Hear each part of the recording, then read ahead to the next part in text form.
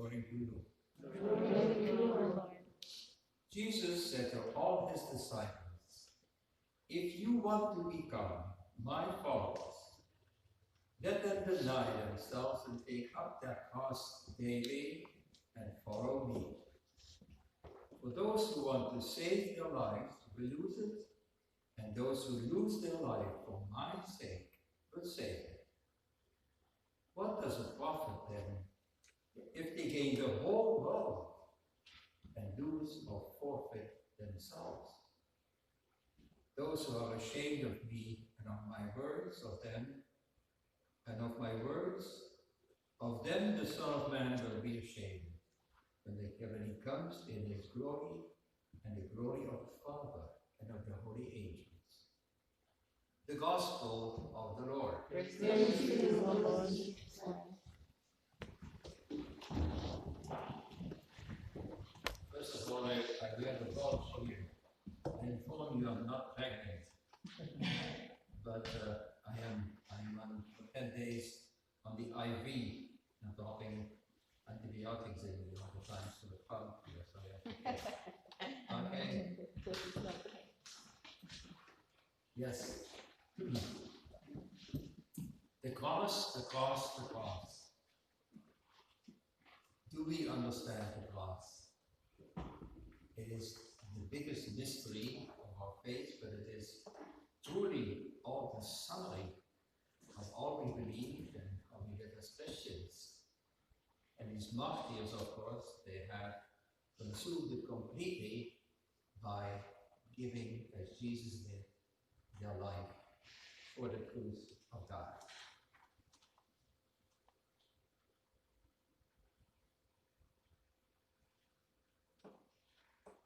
When you talk to young people nowadays, and the question comes up, I had that several times, and you know, they go to university and to all the teaching, and they say, this we don't understand, that's all passé. That is something from the Middle Ages. Now we are enlightened, and the enlightenment is that we have an intelligence. It started a couple of hundred years ago, but it has come really to fruition now. It means the human mind can solve all our problems. We might not be there yet completely, but we will. We think it out, we reason about it, you know, we have the power of logic, we'll get there. We, in other words, we don't need God. This God that you had to fabricate because you didn't have the answers. But now we have the answers, so we don't need God anymore. Don't talk about it. It's a waste of time. And so then we have people like the guy from the computer Microsoft with all the millions and his wife, and they give millions and millions of dollars for the abortion industry all over the world. Does he have bad intentions? No! He wants to have peace in the world. Well, one thing is they are convinced that there are too many people in the world, so too many people are born, and what we don't need are babies that need a lot of care and are handicapped or whatever it is. So if we can determine that, you know, the birth, they gotta go, abortion, all the things. They think they are a good thing. They think they are saving the world. They think they are really bringing a time in the world that there will be peace. How silly can you get? How blind can you get? Don't they see that when you not follow the rules of life, only death will be the result? Can they see that all the Hitler and Stalin and the whole stuff, all the people that had these big visions, where are they? What have they done? All these tyrants, and now the Freemasonry movement, they can only get the power by killing and staying on top. And there's no freedom for the people that's left. And that is the sign of the beast that is coming. They put a chip in your ear in your hand, and they can direct you, and they know what you think, and they can move you.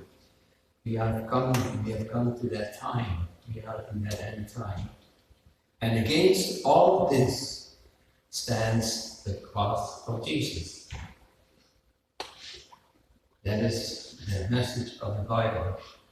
What does the Bible say? How does the Bible see it? The Bible sees that without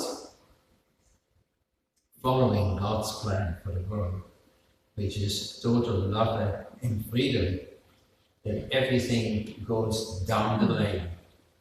And we have seen it in every age. We see it all around us, but people don't want to see it, I guess. And the cross is something that is projectable. It's still projecting.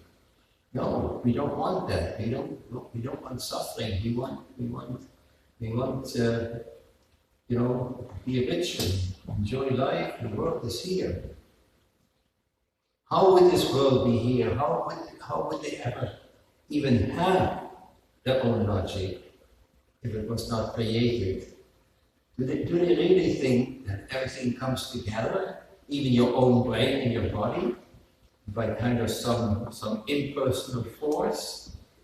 They contradict themselves all the time. But the cross is for many people a problem. You get into it, you get into sickness and accidents. You lost people, you're totally lost there by yourself. And what is going on? I cannot do it anymore. So, you can commit suicide, right? The cross of Jesus is God's loving answer to all this. And it seems hard and not understandable. But, if you have a prescription, the doctor gives you medication, right? And you don't read the instructions, and you take too much of it, it can kill you. You have to read the instructions. God gave us the instructions. He gave us His commandments, He has His will, and that is life-giving. And we have a free will. So we thought, no, we can do it without God. So we are destroying everything. What does God do? He has pity on us. His love turns into mercy, as we say all the time. And there is where the cross comes from. And if the cross is here, all our sufferings have come by evil, for sure. They are not maybe our own evil, but the evil in the world.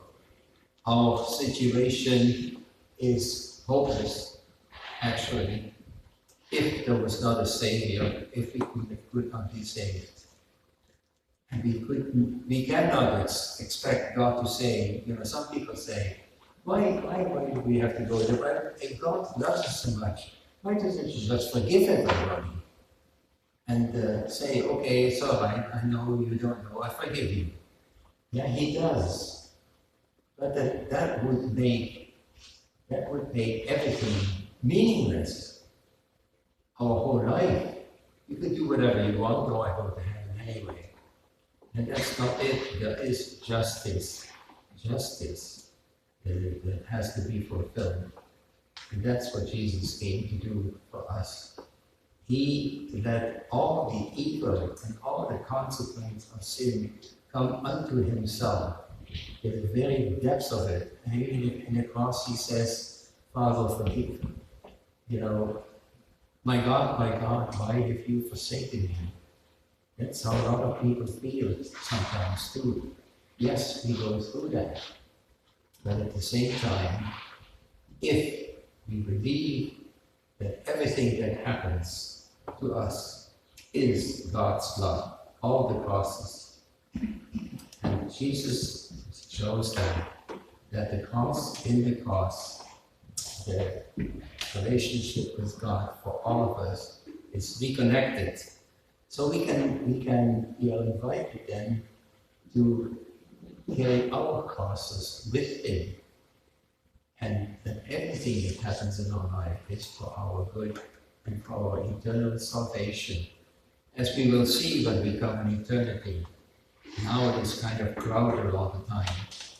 And yet, a lot of people, holy people, good people, that have terrible, terrible accidents and sicknesses, they come to that point. Not maybe they have not just asking them to be martyrs like René Coupel and Jean de Laurent and all the Canadian martyrs. Yeah, they gave their life for it. But these people, they might be paraplegic and lay there, and they use every moment to praise God because they say, I'm with Jesus on the cross. And they experience great peace and great joy. God always answers. If we take His will, He always answers.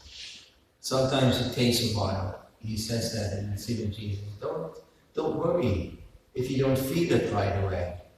It may take some time. Leave it to me, because even if you have to wait, even if you have to do this difficult, in the end you will know you did it. I did it to you because I have a greater good for you in store.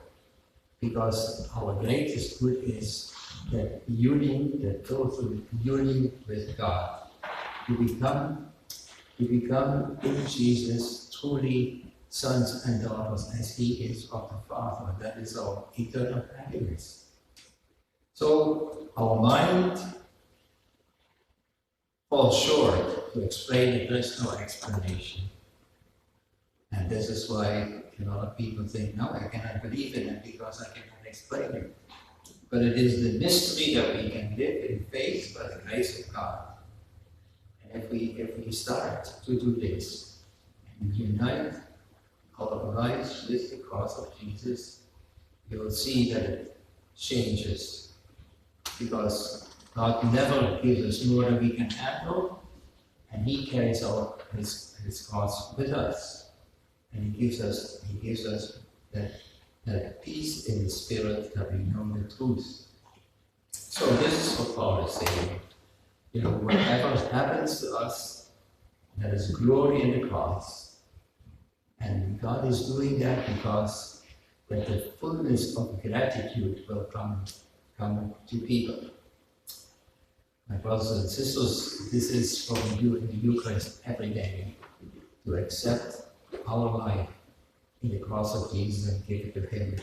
And so we go from suffering to suffering, but also from glory to glory.